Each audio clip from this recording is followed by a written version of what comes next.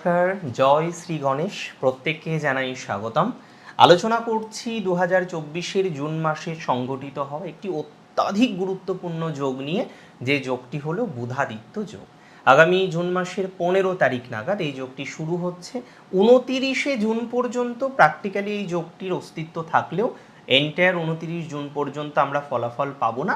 মোটামুটি 15 থেকে 25 তারিখ 10 দিন অত্যাধিক ভালো ফলাফল পাবো। ভালো ফলাফল পাই বা খারাপ ফলাফল পাই এই 10 দিনের মধ্যেই পাবো। পরে যে 4-5 দিনের সময়কাল আছে সেটি মিডিওকর প্রকৃতির চলবে। এখন প্রশ্ন হলো, বুধাদিত্য যোগ কোথায় তৈরি হচ্ছে? মকর রাশির পঞ্চম ষষ্ঠভাবে তৈরি হচ্ছে, এবং ষষ্ঠে শুধু এই সংযোগ তৈরি হচ্ছে এবং তার একটা প্রভাব পাবো তা কিন্তু নয়। ষষ্ঠপতি ইনভলভ, অষ্টমপতি ইনভলভ এবং নবমপতি ইনভলভ রয়েছেন এই সংযোগে।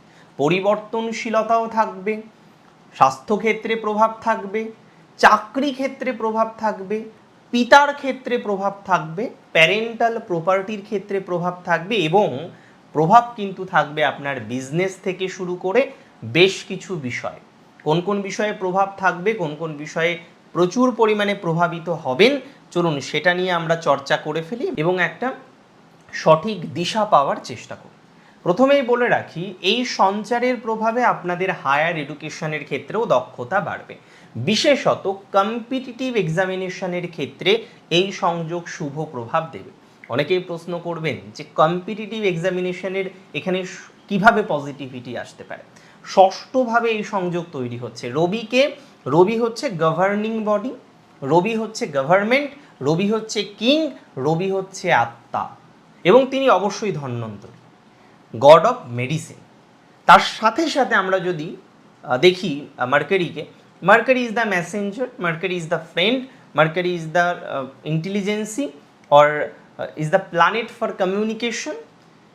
এই যে মার্কারি, সে কিন্তু এডুকেশনের সাথে ডিরেক্টলি অ্যাটাচড একটা প্ল্যানেট। মার্কারি যার ভালো, তার পড়ার চাহিদাটা অনেক বেশি থাকে, পড়তে পারে, মনে রাখতে পারে, ক্যাচিং পাওয়ারটা ভালো হয়, ধারণ ক্ষমতা, বোধন ক্ষমতা, লেখন ক্ষমতা, এই যে অ্যাডিশনাল যে ক্ষমতাগুলো আমরা অর্জন করি, হ্যাঁ, সেটি কিন্তু বুধের ভূমিকা প্রচুর পরিমাণে থাকে। তাহলে প্রশ্ন হলো, ষষ্ঠভাবে তৈরি হচ্ছে। ষষ্ঠ ভাব কি? সপ্তমের দ্বাদশ ভাব। আপনি একটা কম্পিটিশনে যাবেন, তাহলে সবার প্রথমে কি দরকার? আপনার জয়ী হওয়া। আর আপনি জয়ী হতে হলে আপনার পার্টনারকে হারতে হবে। সিম্পল। 5 জন পরীক্ষা দিয়েছেন, আপনি তখনই ফার্স্ট হবেন যখন 4 জনকে হারাতে পারবেন।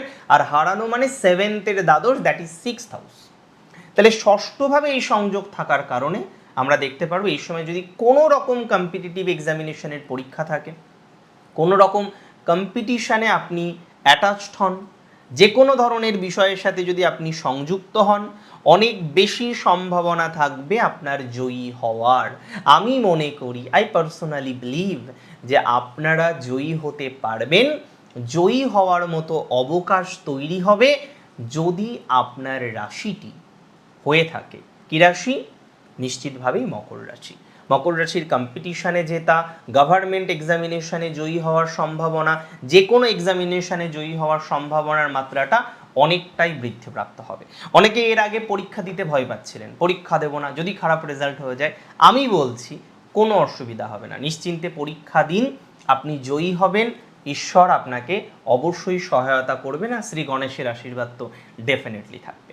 প্রশ্ন হলো, আমরা এডুকেশান বুঝলাম যে ভালো দিকে যাচ্ছে, এবং ইভেন যারা ফরেনে যেতে চাইছেন, যারা প্রিভিয়াস টাইমে নিট দিলেন বা সমগোত্রীয় কোনো এক্সামিনেশানে বসবেন, এবং আফটার 12 তো বিভিন্ন রকম এক্সামিনেশান হয়, সেটা NCHM-CTর এক্সামিনেশান হতে পারে বা তদ্গোত্রীয় বিভিন্ন রকম পরীক্ষা আছে।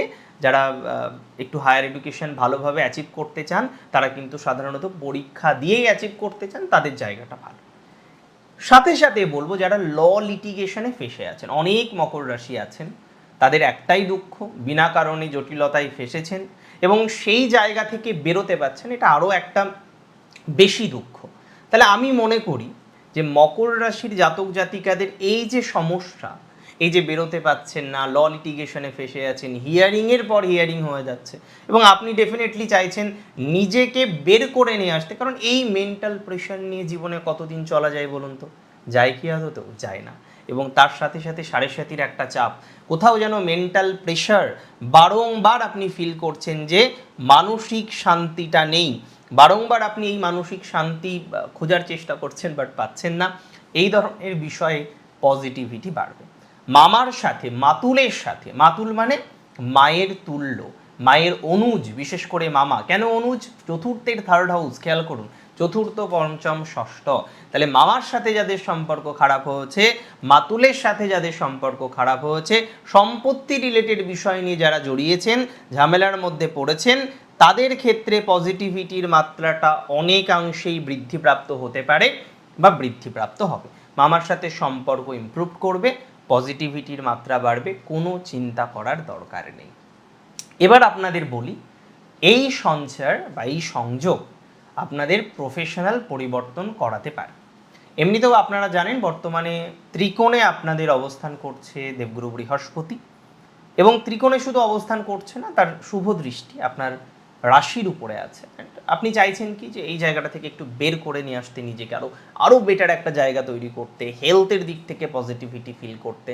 হ্যাঁ, 6th হাউস বেসিক্যালি 1-6-এর কম্বিনেশনে স্বাস্থ্যজনিত সমস্যা আসে, কিন্তু কিছু মেডিসিনের কারণে দেখবেন সমস্যার সমাধান হলো।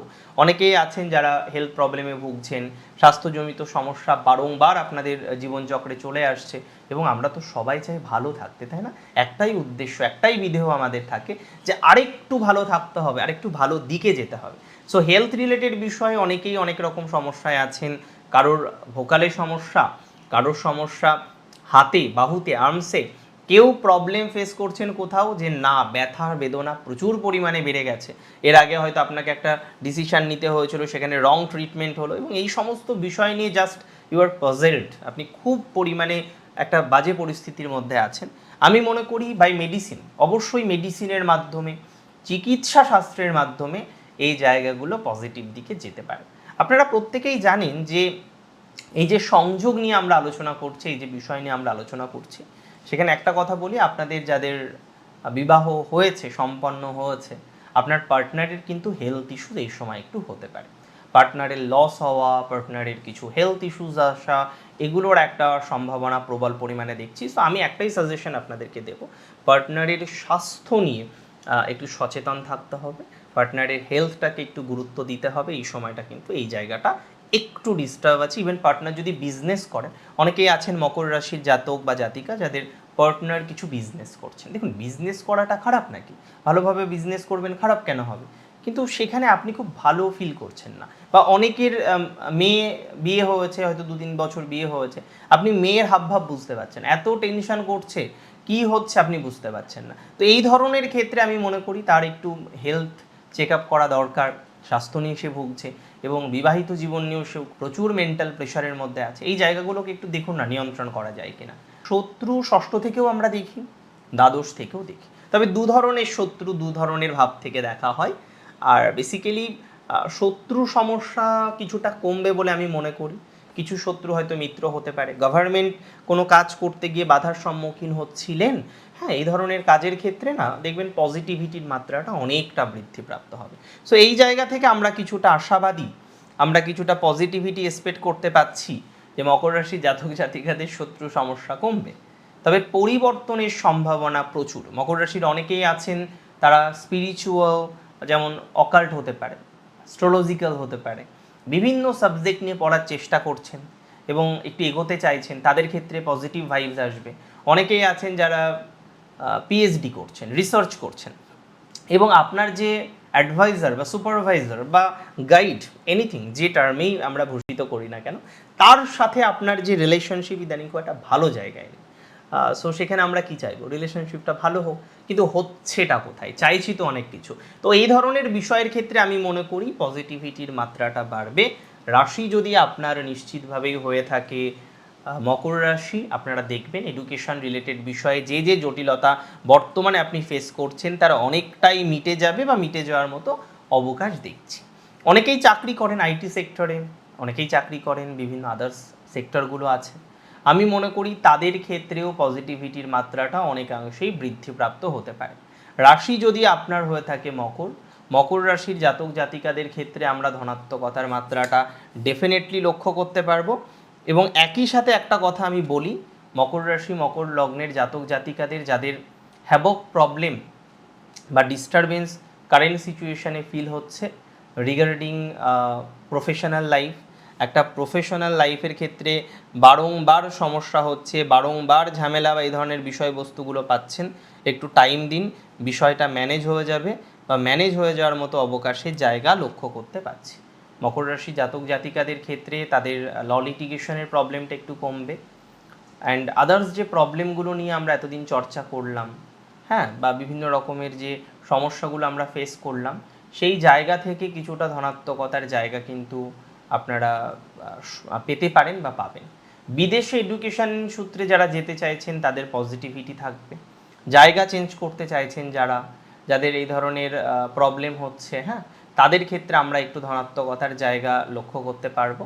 এবং বিশেষত একটা বিষয় আপনাদের সাথে শেয়ার করি, মকর রাশির জাতক জাতিকাদের ডেফিনেটলি যে বা যারা একটা হিউজ বা হ্যাবক প্রবলেম ফেস করছেন কারেন্টলি, বিদেশে আছেন তারপরেও এডুকেশনাল প্রবলেম হচ্ছে, তারপরেও আপনি মনে করছেন যে না আর কোর্সটা সম্ভবত কমপ্লিট করা যাবে না, এবার ছেড়ে ছুড়ে বাড়ি চলে যেতে হবে, এতটা নেগেটিভ হবে না, এতটা টেনশন নেওয়ার কোনো প্রয়োজনীয়তা নেই, কোনো প্রাসঙ্গিকতা কোনোটাই খুঁজে পাচ্ছি না। আর প্যারেন্টাল প্রপার্টি নিয়ে আমি বলছিলাম, অনেকেই আছেন যারা প্যারেন্টাল প্রপার্টি নিয়ে প্রচুর পরিমাণে ঝামেলার মধ্যে রয়েছেন। তো প্যারেন্টাল প্রপার্টি নিয়ে যাদের সমস্যা রয়েছে, যারা প্যারেন্টাল প্রপার্টি নিয়ে খুব বেশি পরিমাণে চিন্তিত, হ্যাঁ, বা দুশ্চিন্তার মধ্যে রয়েছেন, তাদের ক্ষেত্রে আমি একটা কথা বলে রাখি পরিষ্কারভাবে পরিচ্ছন্নভাবে, যে প্রপার্টি যদি লিটিগেশনের ইস্যুজ আসে, যে কোনো ধরনের ইস্যুজ আসে, সেই প্রপার্টির ক্ষেত্রে পজিটিভিটি আপনার আসবে, এই বিষয় নিয়ে কোনো ডাউট আপনাকে রাখতে হবে না। প্যারেন্টাল প্রপার্টি আপনিই পাবেন। ল লিটিগেশনের বিষয় আমি প্রথমেই বলেছি সলিউশন হবে, এবং এক্ষেত্রে আপনার হেরে যাওয়ার কোনো রকম সম্ভাবনা বা অবকাশ আমি কিন্তু দেখতে পাচ্ছি না। যে বা যারা শাস্ত্র আলোচনা করেন, শাস্ত্র নিয়ে পড়াশোনা করতে ভালোবাসেন, একটু আলাদা টাইম কাটান স্পিরিচুয়ালিটি নিয়ে, তাদের সময়টা ভালো যাবে। মাকে নিয়ে অনেকেই তো খুব চিন্তিত আপনারা, তাই না? এখানে আপনাদের একটা কথাই বলবো, মায়ের যে স্টেবিলিটির মাত্রাটা, হ্যাঁ, কিছুটা বৃদ্ধিপ্রাপ্ত হবে। পূর্ণাঙ্গ স্বাস্থ্য সুখ না থাকলেও আগের থেকে একটু ভালো জায়গায় থাকবেন বলে মনে করা যায়। আর বুধাদিত্য যোগের প্রভাবে আমরা বেশ কিছু সেক্টর, যেমন মেডিকেল সেক্টর, যেমন ম্যানেজমেন্ট রিলেটেড কিছু সেক্টর, বা অ্যাডমিনিস্ট্রেটিভ ডিপার্টমেন্ট রিলেটেড কিছু সেক্টর, অ্যাকাউন্টসের সাথে যারা যুক্ত রয়েছেন, এই ধরনের বিষয়বস্তুকে কেন্দ্র করে বেশ ধনাত্মকতার মাত্রাটা লক্ষ্য করতে পারবো। IT department, tax consultation, tax consultancy, yes, এই ধরনের ম্যাটারগুলোর সাথে যারা সংযুক্ত আছেন তাদের ক্ষেত্রে কিন্তু পজিটিভিটির মাত্রাটা বাড়বে। মোবাইল, কম্পিউটার, বিভিন্ন কম্পিউটার কোর্স, গেমিং ইত্যাদি ইত্যাদি বিষয়ের সাথে যারা by service by business connected রয়েছেন, তাদের ক্ষেত্রে কিন্তু অনেকটাই পজিটিভিটি আসবে বলে আমি অন্তত মনে করতে পারছি, বা আমি অন্তত মনে করছি। আর রইল বাকি হচ্ছে আপনাদের বর্তমান হিউজ সমস্যা যেটা আসছে আপনার ছোটোখাটো সেলফ প্রফেশনকে ডেভেলপ করতে গিয়ে, হ্যাঁ, এই ধরনের ক্ষেত্রে কিন্তু প্রফেশনাল গতি বাড়বে। টুকটাক শত্রু থাকুক, দরকার, একেবারে স্মুথলি লাইফ চলে না, তারা তেমন কোনো ক্ষতি আপনার করতে পারবে না, সেই নিশ্চয়তা আপনাকে আমি দিলাম। আর এটুকু আপনাদের বলে রাখি, মকর রাশির জাতক জাতিকাদের দেখুন, এটা নয় যে মে থেকে খারাপ আছেন, হ্যাঁ, আস্তে আস্তে আস্তে আস্তে ইমপ্রুভড হচ্ছে, কিছু ক্ষেত্রে ইমপ্রুভড হচ্ছে, কিছু ক্ষেত্রে হচ্ছে না, ধীরে ধীরে একটু সময় দিতে হবে। আর তারপরে কি বলুন তো, 7.5-র মধ্যে আমাদের যতই ভালো ট্রানজিট আসুক না কেন, আর সব ট্রানজিট পূর্ণাঙ্গ ভালো ফলাফল দেবে না। আর তার সাথে তো দশা, অন্তর্দশা, জন্মকালীন যে আপনার চার্ট রয়েছে, কুষ্ঠি রয়েছে, তার বিভিন্ন রকম ব্যাখ্যা তো থাকে। আমি আশা রাখবো এই বুধাদিত্য যোগের সঞ্চার সব দিক থেকে ভালো না করলেও কয়েকটি দিক থেকে নিশ্চিতভাবে আপনাদের শুভত্ব প্রদান করবে, আর সেইটুকুই আমাদের দরকার। অনেক ভালো থাকুন আপনারা প্রত্যেকে। আজকে এখানেই শেষ করছি। জয় শ্রী গণেশ।